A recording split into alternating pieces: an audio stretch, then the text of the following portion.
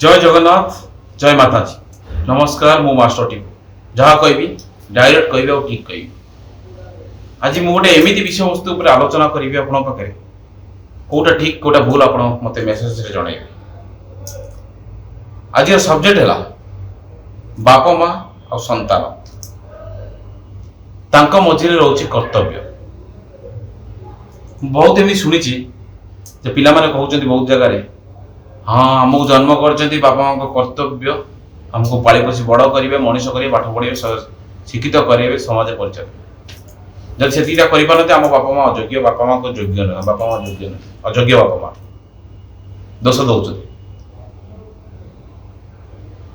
के भावी जो बापा माँ को दोष दौच कंपेयर कर देख ता पुओ को ता पापा कौन कर माँ कौन कर सी केमी ए सार सबु जिनस समान स्तर थाए आज्ञा जो बापा माँ जहाँ जो पिला तुम जो सन्तान जहाँ भी करूँ से बड़ सेटा तो हाँ मानुची जन्म कर पिला पिला प्रति लोभ कर्तव्य पढ़ेबे उच्च शिक्षित करेंगे समाज परिचय देवे यही आशा कि आम पिला माने आग को जाई भल रोजगार करी भलरे चलतु भलरे रुहतु यहीटा चिंता से आईटा चिंता न था जे आम पिला माने भलरे रही पाठ बहुत पढ़ी बहुत शिक्षित हो रोजगार कर बहुत करी आमको आनी दिंतु आमे नहीं जीवु स्वर्ग को पलैबू नहीं आज्ञा सेटा नुहे। तमें जो बापा माँ को विदा कर दौन घर मारी खाइया दौन स्त्री कथा पढ़ो एक्स वाई जेड जो भी कथा हो से चिंता कर जिते तमें गंडे खाइया दौन बापा माँ को तमें जो छोट पिला तो तुम बापा माँ तुमको खाइया दौले सी के उपास रही थे कष्ट करेंगे तुमको राति पाइले तुम खाइबा कथा चिंता करती आज बुढ़ा बुढ़ी हो गले तुम खाइबा कथा चिंता कर कष्ट हो तुमको पोषिया पालिया अरे तुमको पाली पोषी बड़ करने कष्ट ही था सी भी दुख नथिले कहीं तो सी के तुमको कहते अरे मुझे तुमको आम ते पाली पोषी करूँ तू पढ़ा घर छाड़ी पढ़ा कहते विधा कर जन्म कर पढ़ा कहते नहीं ना आज तुमको कष्ट है तुम रोजगार कौन कल जे पाठ पढ़ी पैसा तुम मनीष रोजगार कौन कल जे आज चलिया पोषिया कष्ट है तुम विदा कर दौ जा बुधा बस जो चली पारना आज्ञा तुम जो चली पार छोट छोट थिल से तुम सहारा बाड़ी हिचरे बापा माँ तुमको चली शिखौले तुम कथा शिखौले तुम खाइबा शिखौले तुम पाठ पढ़ाऊले तुम कांधे बस यात्रा मेला नौले हाँ भल केमी खाइब भल पिंध सब चिंता करते स्कूल पैसा ठार स्कूल फीस ठार आरंभ करी माने सब पूजा पर्व चांदा भी सी चिंता करते पकेट रू उपास रही जो संचय करते पार्टी खर्च करते संचय क्या करते तुम मान से परिश्रम चाकरी करते क्या तुम मान तुम भविष्य तो उज्जवल हम सब बापा माँ पछरे कष्ट पछरे यही ही थाए आज से भाई लोक को से बापा माँ को पोषिया तुमको कहीं कष्ट हो गोटे कथा जानी सब बापा माँ सब मरिया पर्यंत ऊपर को जीवा पर्यंत सब इच्छा करती आमे आम छुआ पाखे रहे कहीं जानी ये सी छुआ को एते भल पाती निज आखि आगर दूरेया चाहती सब निज आखि आगे रखा तुमको चाहती कहीं तुम दुख कष्ट सी तुम आखि आगे देखती ना आम पिलाटा भल अच्छी दुख जब दुख थाए ना प्रथम से बापा माँ कांदती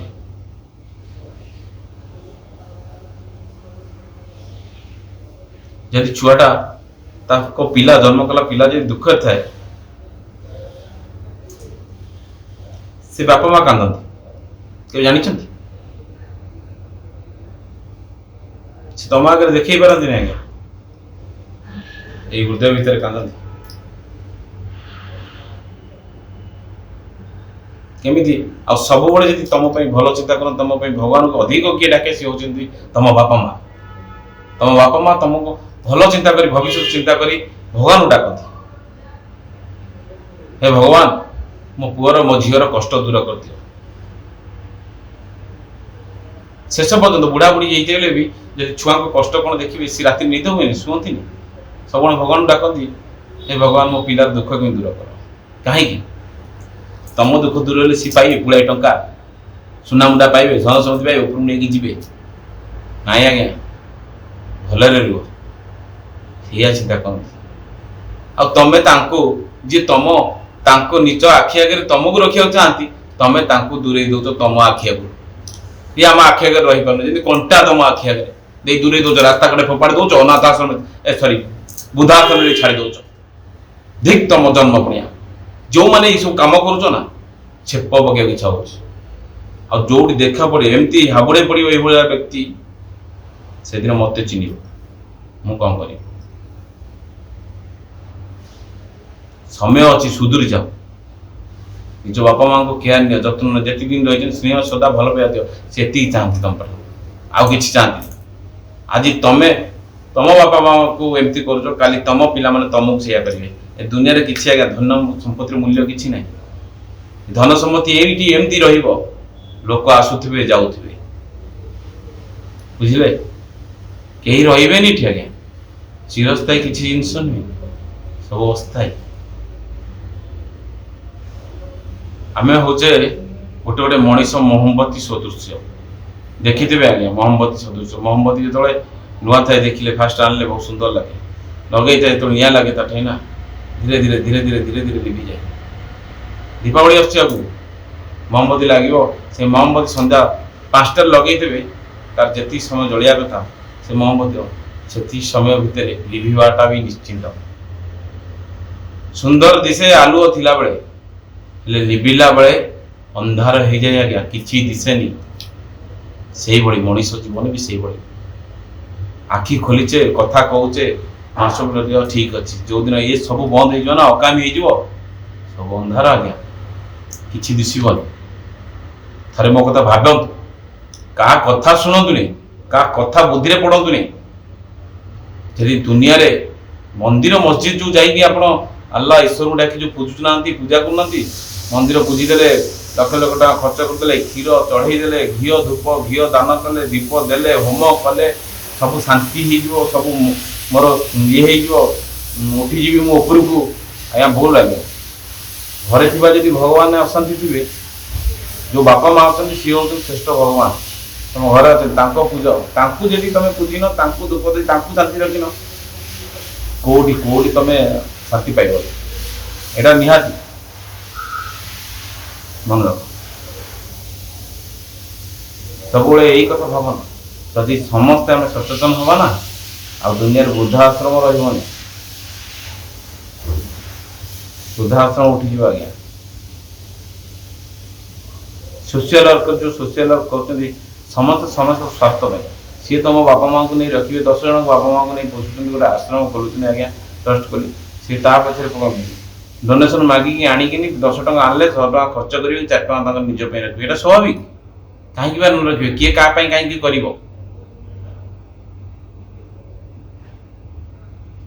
ନିଜେ ଷ୍ଟ୍ରଙ୍ଗ ହେଲେ, ନିଜ ପାଖରେ କିଛି ଥିଲେ ସିନା ଅନ୍ୟକୁ ସେ ସାହାଯ୍ୟ କରିବେ। ତାଙ୍କ ପାଖରେ ଯଦି କିଛି ନ ରହିବ, ଅନ୍ୟ କେତେ ସାହାଯ୍ୟ କରିବେ? ସେଥିପାଇଁ 10 ଟଙ୍କା ହେଲେ 4 ଟଙ୍କା ରଖିବେ, ନିଜ ପାଖରେ 6 ଟଙ୍କା ଖର୍ଚ୍ଚ କରନ୍ତି ଆଜ୍ଞା।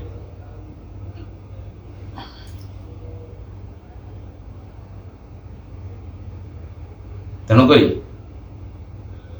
ଆଜିର ଯୁବ ସମାଜକୁ ମୋର ଅନୁରୋଧ, ଆଉ ଯୋଉମାନେ ନିଜ ବାପା ମାଙ୍କୁ ଅବହେଳିତ କରୁଛନ୍ତି, ରାସ୍ତା କଡ଼େ ଛାଡ଼ି ଦେଇଛନ୍ତି, ବୃଦ୍ଧାଶ୍ରମ ଛାଡ଼ି ଦେଇଛନ୍ତି, ଯାଆନ୍ତୁ ଖୋଜିକିନି, ଚେଷ୍ଟା କରି ପାଇକିନି କୋଉଠି ଅଛନ୍ତି ତମ ବାପା ମା, ତାଙ୍କୁ ନେଇକି ଘରକୁ ଫେରିକି ଆଣନ୍ତୁ।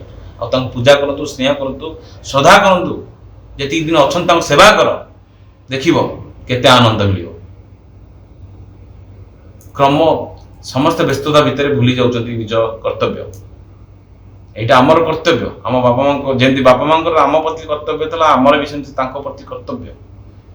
ଆମେ ହେଲେ ଭୁଲି ଯାଉଛେ, ଠିକ ଅଛି, ଆମେ ବ୍ୟସ୍ତ ରହୁଛେ, କମ୍ପିଟିସନ ଯୁଗ, ସମାଜରେ ଚଳିବା ପାଇଁ ଆମର ବି ପିଲା ଛୁଆ ଅଛନ୍ତି, ତାଙ୍କୁ ପାଳି ପୋଷି ବଡ଼ କରିବା ପାଇଁ ଆମର କର୍ତ୍ତବ୍ୟ ବି ଅଛି। ତା ଭିତରେ ଆମେ ବାପା ମାଙ୍କ କର୍ତ୍ତବ୍ୟ କରିବା, କିନ୍ତୁ ଯେତିକି ସମୟ ଆମେ ପାଉଛେ ସେତିକି ସମୟ ଆମ ବାପା ମାଙ୍କୁ ଟାଇମ୍ ଦେବା, ଭୁଲିବାନି।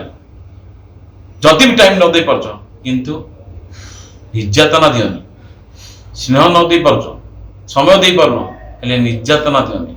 ଆଡ଼େ ସ୍ନେହ ଦେଇପାରୁନ, ସମୟ ଦେଇପାରୁନ, ସେଇଟା ତାଙ୍କ ପାଇଁ ବି ବହୁତ ବଡ଼ କଷ୍ଟ, ଯେ ଆମ ପିଲା ଆମ ପାଇଁ ସମୟ ଦେଉନି, ଆମକୁ ଭଲ ପାଉନି। সেটা ବହୁତ ବଡ଼ କଷ୍ଟ। ତାପରେ ଆଉ ନିର୍ଯାତନା ଦିଅନି, ସେଟା ଆହୁରି କଷ୍ଟ ହେଇଯିବ। ବୁଝିପାରିଲ? ତେଣୁ ଯାଅ, ଯିଏ ଯୋଉଠି ବାପା ମାଙ୍କୁ ଛାଡ଼ି ଦେଇଛ ତାଙ୍କୁ ଆଣ, ଘର ପାଖରେ ରଖ, ତମ ପାଖରେ ରଖ, ସେବା ସୁଶ୍ରୂଷା କର, ଭଲରେ ରୁହ। ଏତିକି ମୋର ଅନୁରୋଧ। ନମସ୍କାର।